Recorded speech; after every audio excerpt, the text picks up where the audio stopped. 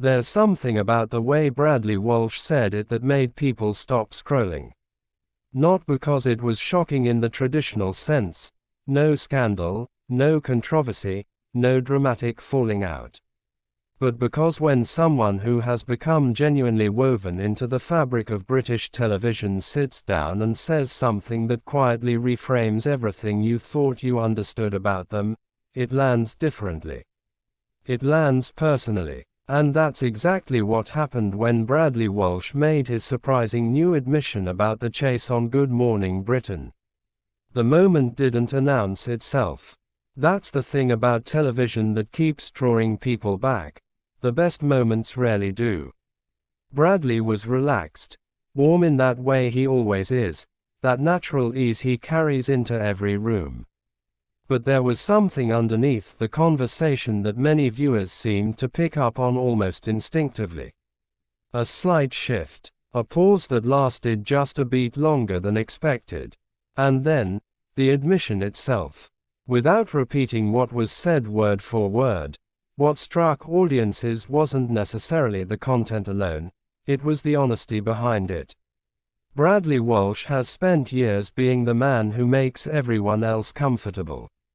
The host who laughs the loudest, who keeps the energy alive, who makes contestants feel like they're talking to a mate rather than performing on national television. So when the dynamic flips, when he becomes the one being asked the questions, something fascinating happens to the atmosphere. Some viewers watching felt that there was a vulnerability in this particular interview that Bradley doesn't often let through. It almost seemed as though the Good Morning Britain studio, which can sometimes feel like a high-energy machine running on coffee and breaking news, suddenly became something quieter. Something more intimate. The presenters leaned in. The audience leaned in. And at home, people found themselves doing the same.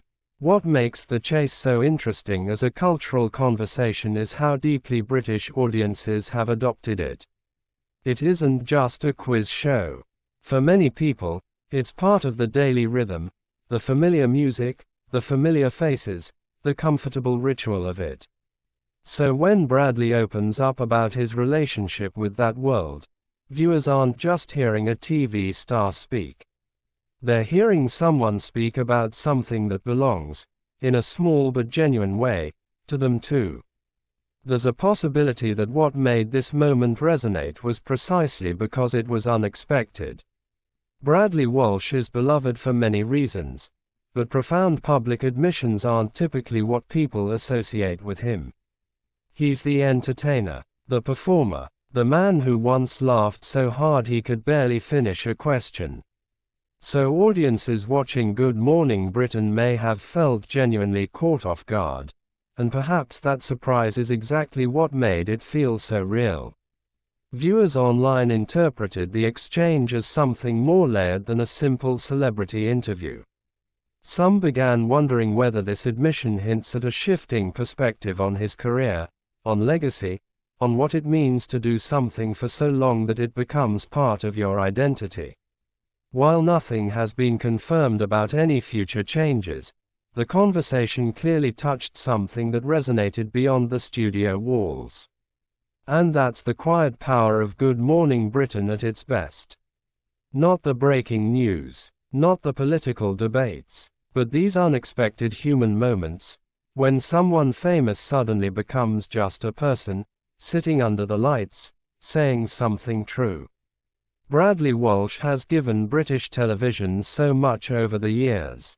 The laughter, the energy, the warmth. But what many viewers seemed to take away from this particular morning wasn't any of that.